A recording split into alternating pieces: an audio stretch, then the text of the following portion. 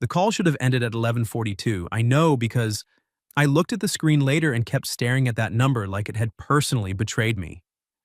11:42 p.m. That was when Hannah said, "Okay, go sleep. You sound like you're about to start giving advice to your ceiling again." And I said, "My ceiling has made several good points." And she laughed.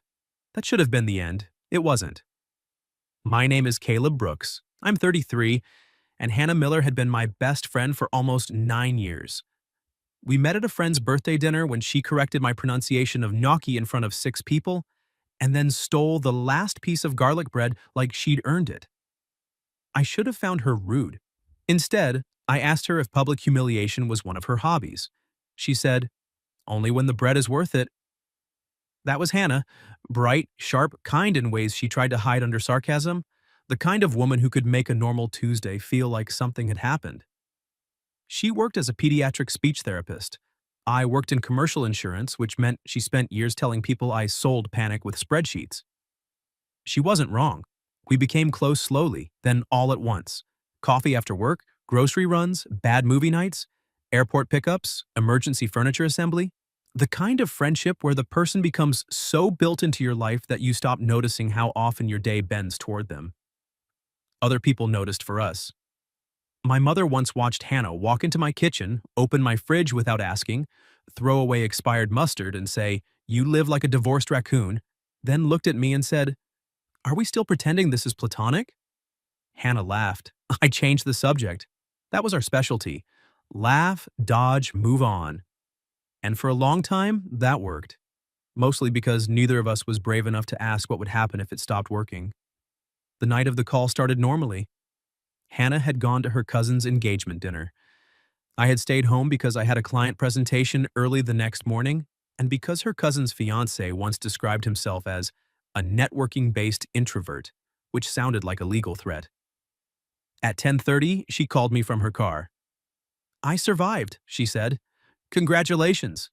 "How many people asked when you were getting engaged?" "4. One aunt used the phrase, 'still so pretty,' which I believe qualifies as emotional vandalism." I laughed and put her on speaker while I finished folding laundry. She drove home while giving me the full report. Bad speeches, excellent cake, one bridesmaid crying in the bathroom because the florist didn't understand soft coral. It was all ordinary, familiar, safe. Then, near the end, her voice changed. Not much. But I knew her. "What?" I asked. "Nothing. Hannah," she sighed. "My cousin's fiancé asked if I was bringing you to the wedding." I froze with a t-shirt half folded in my hands. "Me?" "Yes, you.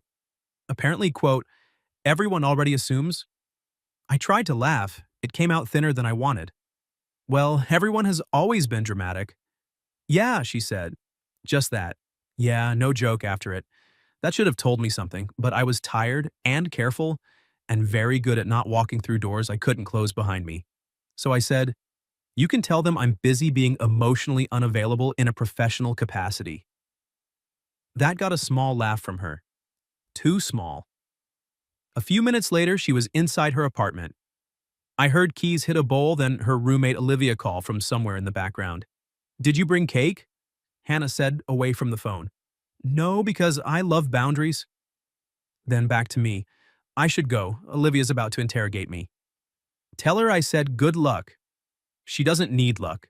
She has no shame." "Terrifying woman." "You adore her." "I respect the enemy." Hannah laughed again, softer this time. "Good night, Caleb." "Night, Han." Then silence. I thought she hung up. I set the phone on my nightstand, screen down, and went to brush my teeth. Except the call hadn't ended. The phone must have stayed connected. Bad signal, frozen screen, whatever tiny modern failure decides to change your life without asking permission. Because when I walked back into my bedroom, I heard Olivia's voice coming from the speaker. Clear, too clear. "So?" Olivia asked. "Did you tell him?" My hand stopped halfway to the phone. Hannah made a sound I couldn't read. "No." "Why not?" "Because he made a joke. That man uses jokes like a panic room." I should have picked up the phone then. I should have ended the call immediately, I know that. But hearing your own name from another room in a conversation you were never supposed to be part of does something strange to your body. It freezes the decent part of you half a second too late. Hannah said quietly, I can't do it if he keeps making it easy to pretend. Olivia's voice softened. Hannah? No, I mean it. A pause. Then Hannah laughed once, but it sounded wrong. Everyone at dinner kept asking about him, and I just sat there thinking, if they all see it, how does he not? My chest tightened.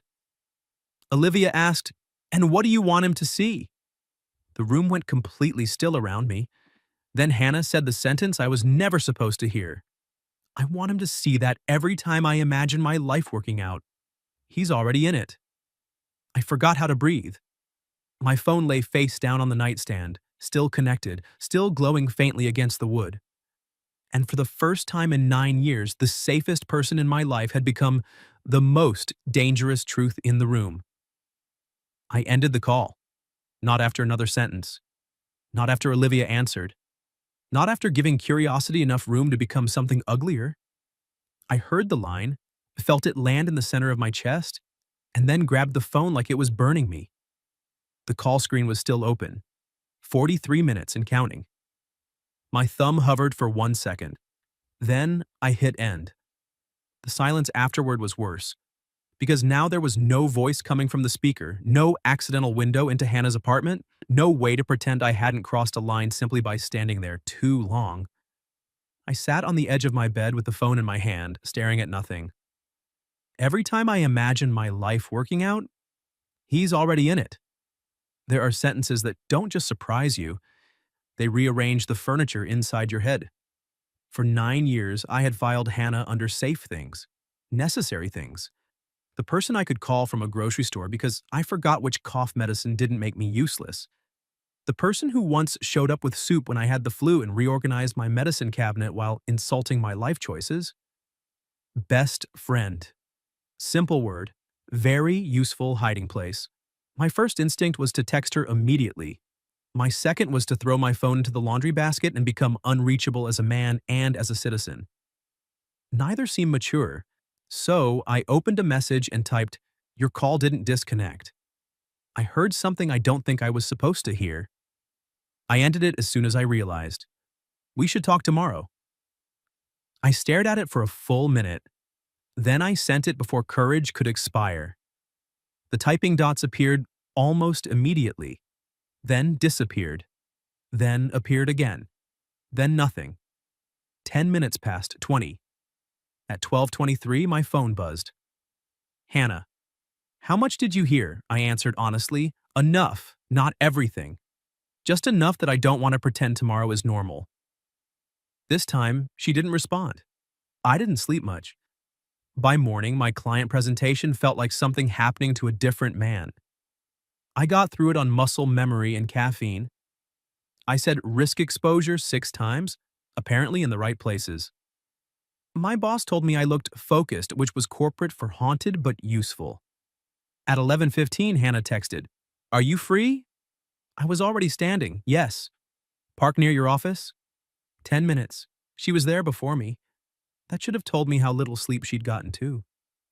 Hannah sat on a bench under a sycamore tree, wearing jeans, a cream sweater, and sunglasses even though the morning was cloudy.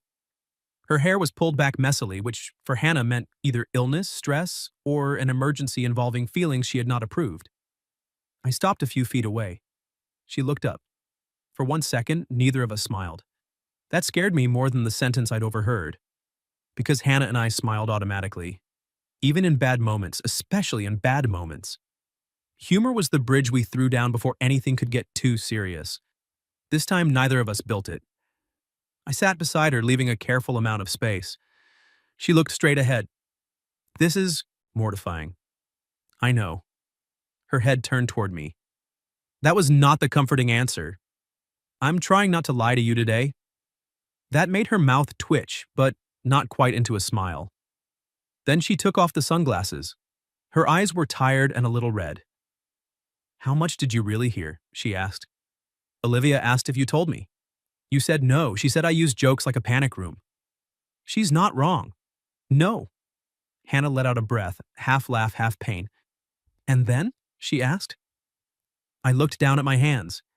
You said everyone at dinner kept asking about me, that if they all see it, how do I not? Her eyes closed. And, I swallowed once, that every time you imagine your life working out, I'm already in it. The words sounded different out loud, more real, more dangerous. Hannah pressed one hand to her mouth and looked away. I didn't touch her. Not yet. The old version of me would have made a joke. Something about being honored to appear in her hypothetical retirement plan. Something easy. Something that would let both of us step backward. But I heard Olivia's voice again. That man uses jokes like a panic room. So I stayed quiet. Eventually, Hannah said, I didn't want you to find out like that. I know. I didn't even mean to say it that clearly. I know that too.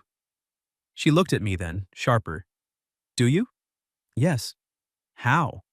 Because if you'd meant for me to hear it, you wouldn't have said it in the one place where I couldn't interrupt with something stupid. That got her, a real laugh, tiny and broken. Then her face softened into something I had almost never seen on her. Fear. Caleb, she said quietly, I don't want to lose you because of one sentence I said when I thought I was safe. That hit harder than anything, because there it was. Not just love, risk. The actual cost of changing the name of something that had kept both of us steady for years. You won't lose me, I said. She searched my face like she needed to believe that and didn't trust herself to. You can't promise that. I can promise I'm not leaving this bench just because the conversation got honest. Her eyes brightened. She looked away fast. For a while we sat there with the city moving around us. People with coffee, a dog pulling someone toward pigeons, traffic. The normal world being wildly disrespectful to the fact that mine had shifted overnight. Then Hannah said, there was another part. My pulse kicked. I didn't hear it. I know. She looked down at her hands. After I said that, Olivia asked what I wanted to do about the wedding. Your cousin's wedding? She nodded. And what did you say? Her fingers twisted together. I said I wanted to ask you to come with me, she whispered. Not because people expect it. Not because I need a shield from relatives. Because I wanted one night where I could stop pretending you're just the person I call afterward. The air left my lungs quietly. Hannah looked up at me. No sunglasses now, no joke, no escape route. So, I guess, she said, voice shaking just enough to matter, this is me asking. I held her gaze knowing my answer would decide more than one wedding invitation. Then I asked the question neither of us could dodge anymore. As your best friend, Hannah, or as the man already in the life you keep imagining?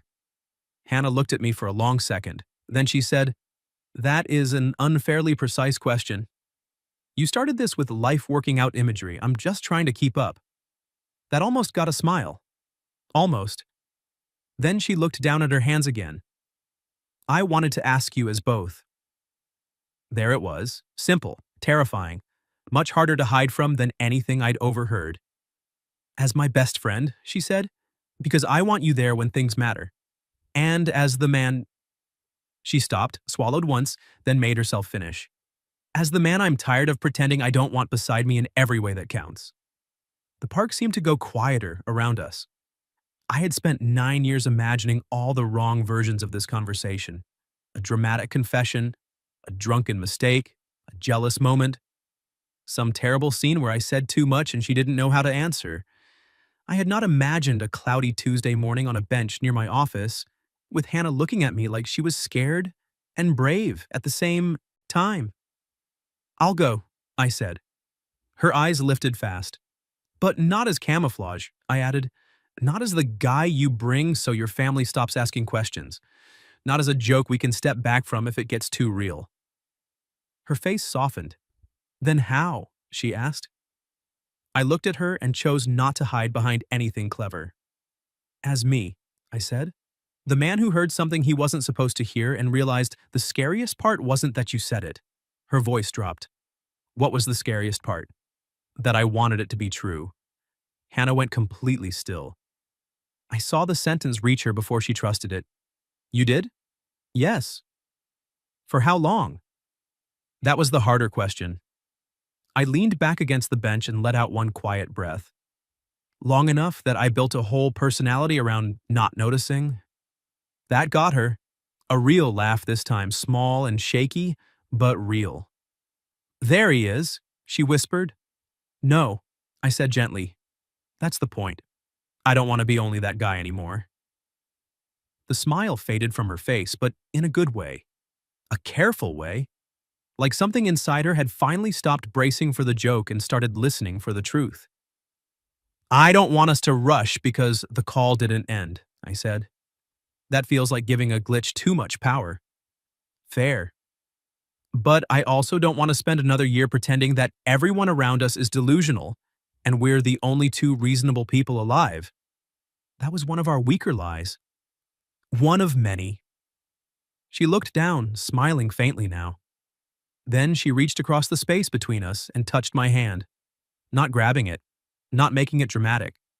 Just her fingers resting against mine on the bench, asking a question without making me say yes in public. I turned my hand over. She laced her fingers through mine.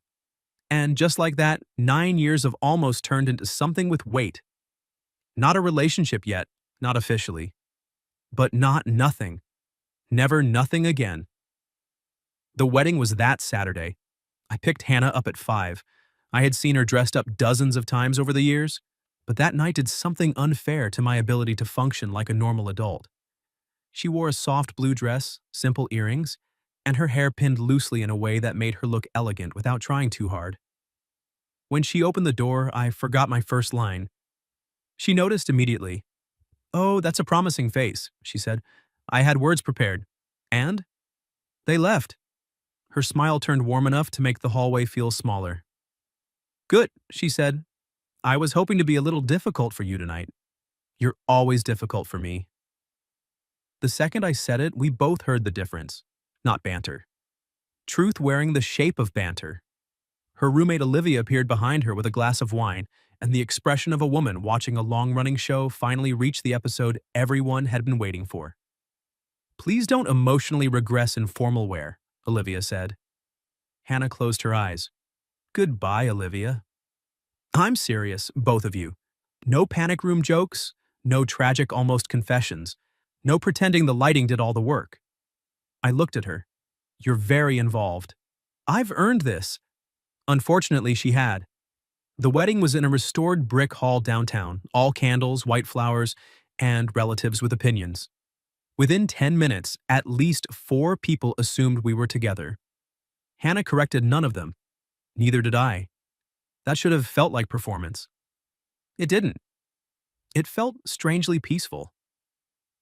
At dinner, her aunt leaned across the table and said, "Caleb, I keep telling Hannah she should bring you to more things." Hannah took a sip of wine and said, "I'm starting to agree." Under the table, her knee brushed mine. Accidental, maybe, but she didn't move it away. By the time dancing started, the whole night had become dangerous in slow motion. Not because anything dramatic had happened, because everything ordinary had changed meaning.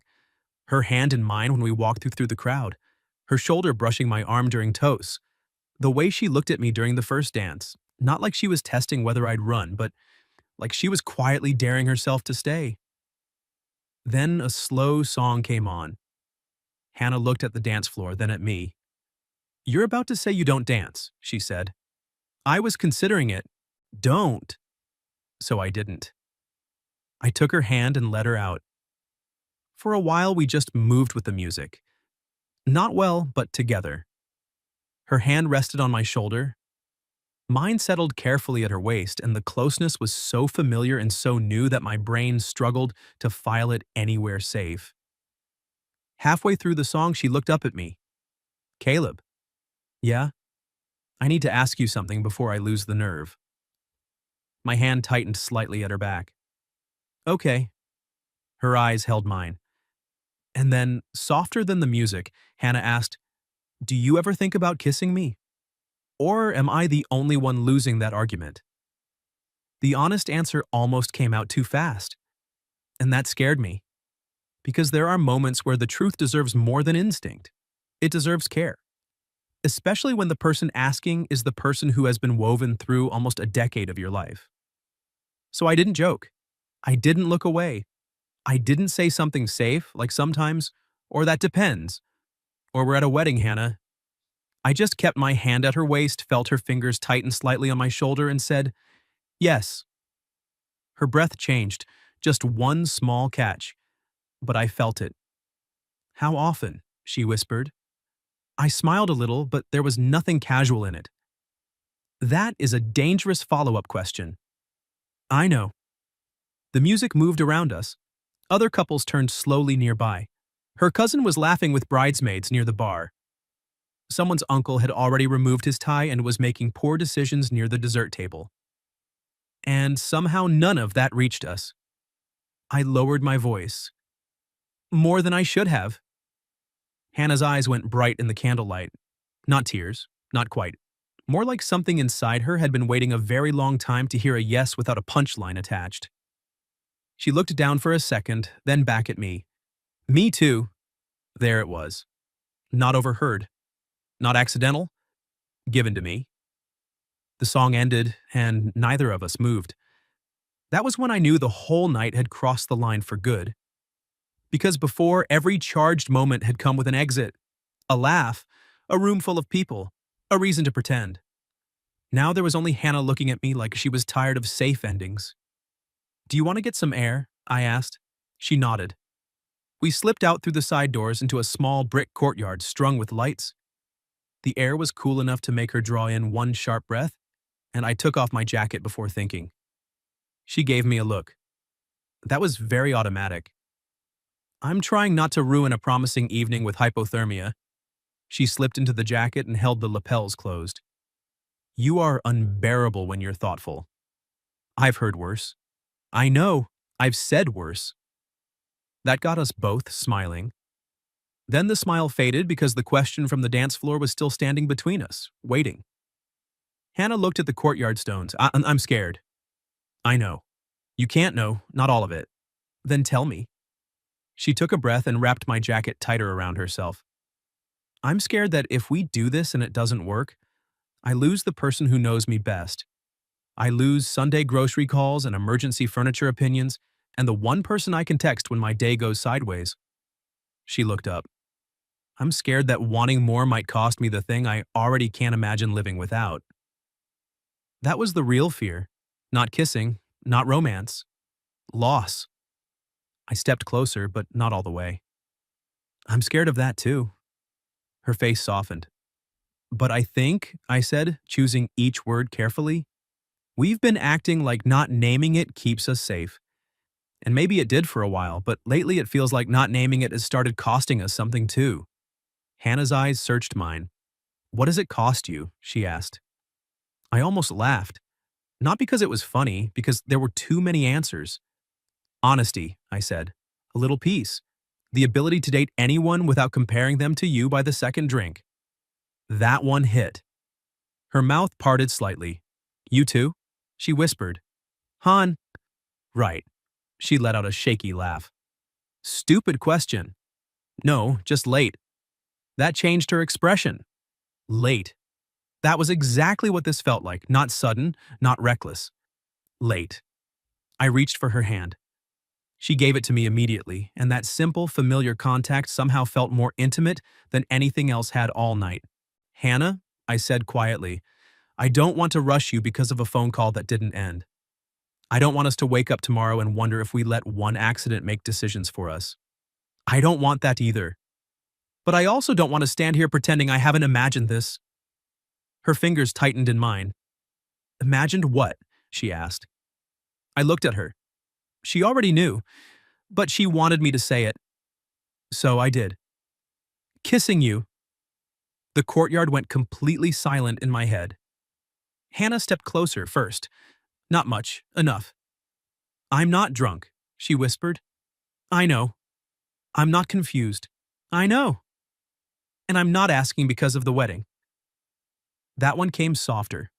I know, I said. Then she looked at my mouth, back at my eyes, and said, Good. Because I'm done losing that argument. I kissed her. Slowly at first. carefully, like the first touch had to carry all the years we spent almost saying something, and all the trust we were trying not to break by wanting more. Then her hand rose to my chest, fingers curling into my shirt, and the kiss became less careful. Not reckless, certain. When we pulled apart, she stayed close, forehead almost touching mine, eyes closed like she needed 1 second before the world came back in. Then she laughed softly. What? I asked. I'm mad. That is not the response I was hoping for. I'm mad that was better than I imagined. I smiled. That is a very Hannah complaint. I have standards. I know. She opened her eyes then, and the look on her face made the whole night feel warmer. But before either of us could say anything else, the side door opened. Olivia stepped into the courtyard with 2 champagne glasses, took one look at us, and stopped dead. Hannah closed her eyes. Of course. Olivia's face slowly transformed into pure, delighted horror. Oh my God, she whispered. I'd leave you two unsupervised for one slow dance. Olivia, Hannah warned. No, I'm not ruining it. Olivia set the glasses on a nearby table like she was handling sacred objects. I'm just saying, as the unpaid emotional consultant of this entire disaster, I deserve a thank you card. I rubbed a hand over my face. Hannah looked at me, then at Olivia, then started laughing. Real laughter. Bright. Unhidden. The kind I had been in love with before I knew what to call it. And somehow that was the moment that scared me most. Not the kiss, not the confession, the laughter after, because it felt less like a beautiful accident, and more like the beginning of a life we were actually going to have to be brave enough to choose. Olivia was wrong about one thing. She did ruin it. Not badly, just enough to keep us from becoming too cinematic about ourselves. Hannah took one of the champagne glasses from the table, handed it to me, and said, Apparently we owe our emotional consultant a toast. Olivia lifted her own invisible glass. To me, the only adult in a 9-year slow-motion crisis. You are not the only adult, I said. No, but I am the only one with evidence. Hannah gave her a warning look. Do not mention the call. Olivia's eyebrows shot up. I was talking about the way you both looked at each other over grocery store bananas for the last 5 years, but sure, let's bring up the call. Hannah groaned. I laughed.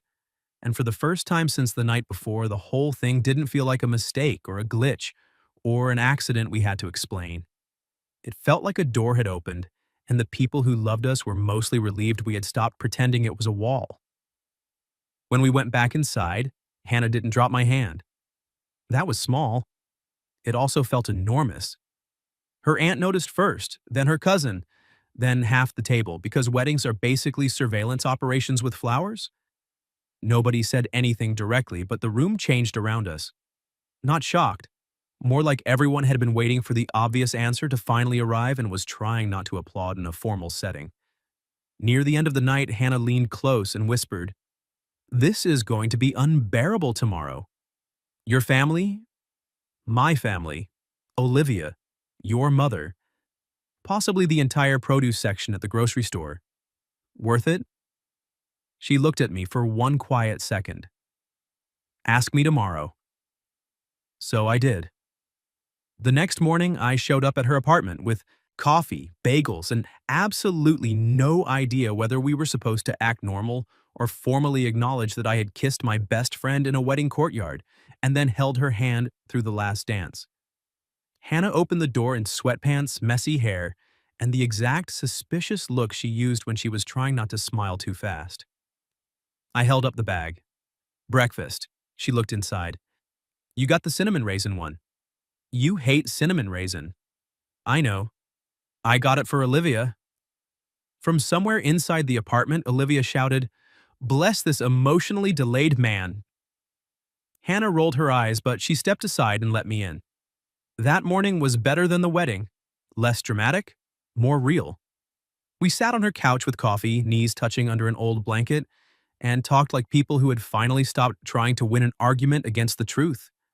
We talked about fear, about timing, about what changed and what didn't, about how we were not going to punish ourselves for taking years, but we also weren't going to waste another one pretending. Then Hannah looked down at our joined hands and said, I don't want to lose my best friend. You won't.